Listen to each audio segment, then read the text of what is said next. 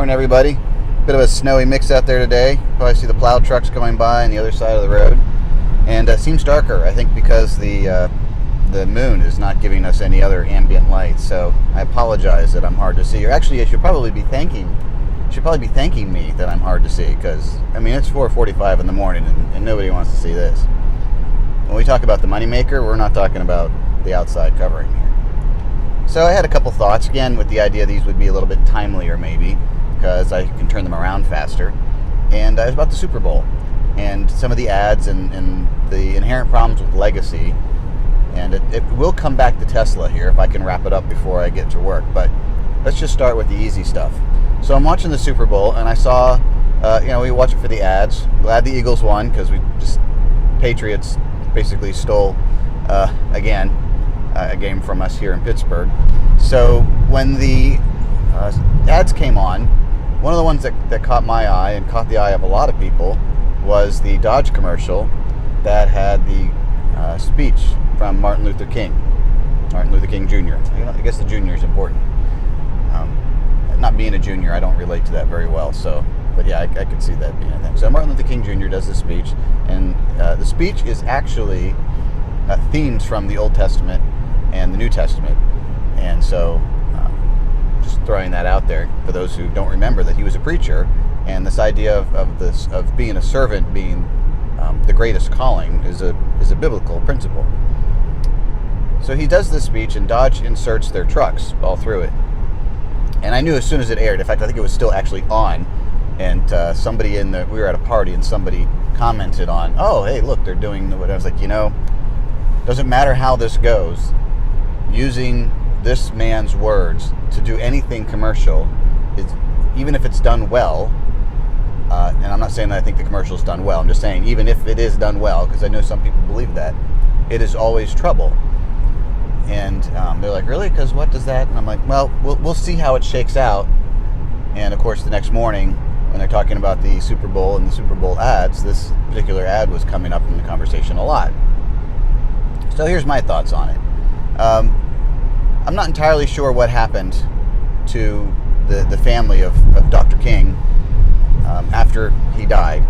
Obviously, he had children and various other family members who survived him.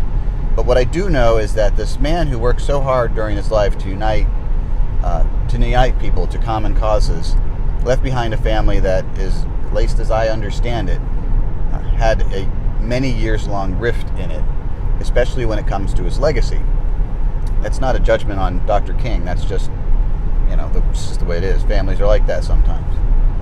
The problem I have with it then is that because of this rift, the legacy of Dr. King, the way he would have wanted it, becomes something that is a volleyball bounced back and forth depending on who can benefit at the time. And they have done a few unusual things, like getting his speeches copyrighted. They should be public domain, especially speeches delivered like the I Have a Dream speech was done on the National Mall. It's a national park. We had a holiday named after. He's in the public sphere, really. He's a public figure, but they've gotten his speeches copyrighted and have vigorously pursued with lawsuits those who have used them without permission and without paying. Most notably the movie Selma, which has actually no Martin Luther King speeches in it. Everything's paraphrased because they were so afraid of violating a prior contract that the family had made with a different movie company that gave them the speeches, and it was a very lucrative contract. And they've also sued some media outlets along the way. I think CBS was one of them for using segments of the I Have a Dream speech in, I believe, news coverage. So there's some weird things going on there. As for King himself, again, as I understand it, he was anti-capitalist. And so if you do the sort of what would Martin drive, I don't think Dodge truck comes up. I think he would be rolling over in his grave to have his words, especially his preaching, used to sell trucks. And so on the one hand, you can go oh, it's great to have his words out there so that people can hear them again. All right, well, the biggest hurdle to that is his actual relatives, his ancestors, his children. They're the biggest hurdle to getting his words out there because they stymie every chance that doesn't come with some kind of price attached to it. unless you think I'm being too harsh against them, the monument that they built in D.C. and dedicated a few years ago, that Martin Luther King Jr. National Monument, which is a really beautiful monument. They actually, the foundation that put up the monument in the national park there, had to pay the King family to use the quote that's inscribed on the monument. I think they paid something like $750,000, and I think there was some other payments above that to put it somewhere close to $1 million to inscribe his words on the monument to him. I mean, it's a little crazy, and I don't understand all of it, but I do think that it's worth noting then that the biggest apology you could make for having Dr. Martin Luther King's voice in a Dodge commercial, very blatantly a Dodge commercial, and selling Dodge trucks and endorsing Dodge trucks effectively, is that, you get his words out there, more people hear his speech. But the thing is that the family is the people keeping his speeches from being heard. Anyway, so clearly that's not of most paramount concern. And I think that knowing the background a little bit of the family, I find it a little bit vulgar and very distasteful that his words were used to sell a truck, and that is absolutely not what Dr. Martin Luther King Jr. stood for. I think he would be really upset about that, and that troubles me. So it has nothing to do with white guilt or anything like that.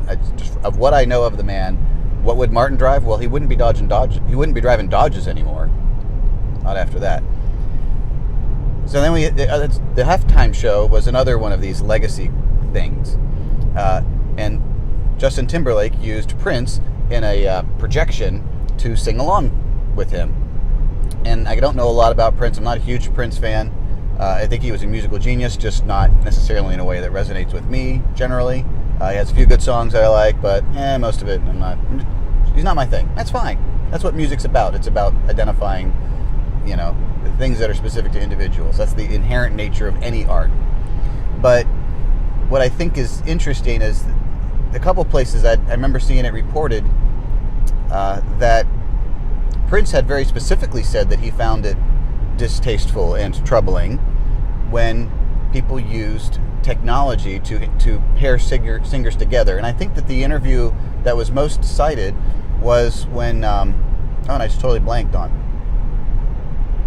Well, there was a few years ago, a daughter sang with her father, and they're very famous, and I can't think what their names are right now. And it was in reference to that Prince was like, I think that's kind of not okay. And I believe that the notion was that if God or the universe or whatever it was that Prince believed in wanted him to sing with a particular artist that was outside of his time, then they would have been in the same time. And since they weren't, it wasn't meant to be, and he wasn't going to violate that. So to pay tribute to him by doing something that was so obviously against what he would have endorsed, all right, you're paying tribute in your way, but in so doing, the question becomes, are you dishonoring the memory of the person you're trying to pay tribute to? I'm not a big enough fan of Prince or Justin Timberlake to argue that. But here's where it comes back to Tesla. Now that I'm getting off the off-ramp, we got to wrap this up. Here's where it comes back to Tesla. Hey, I'm driving a Tesla. It's named for a guy, Nikola Tesla.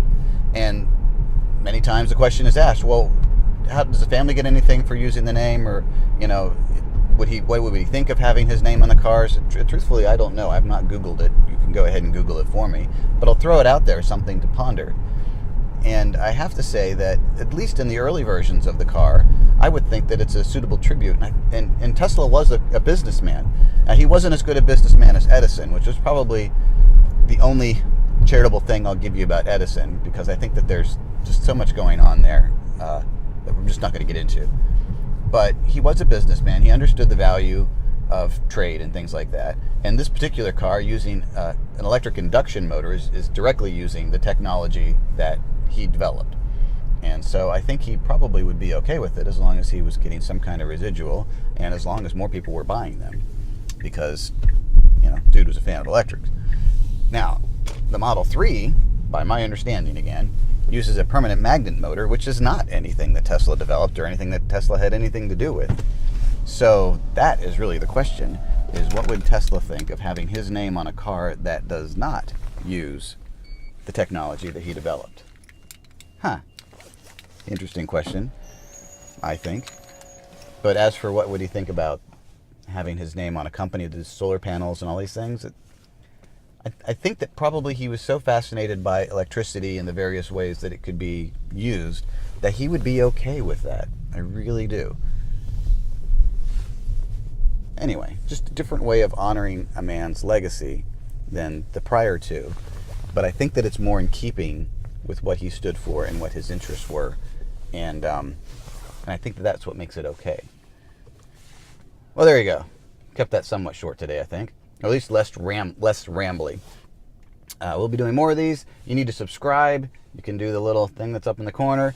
And let me know what you think in the comments. But what did I get wrong? What did I screw up? And anything you know about these issues that I don't know, which is probably a lot. So I appreciate your attention and for sticking with me. See you guys.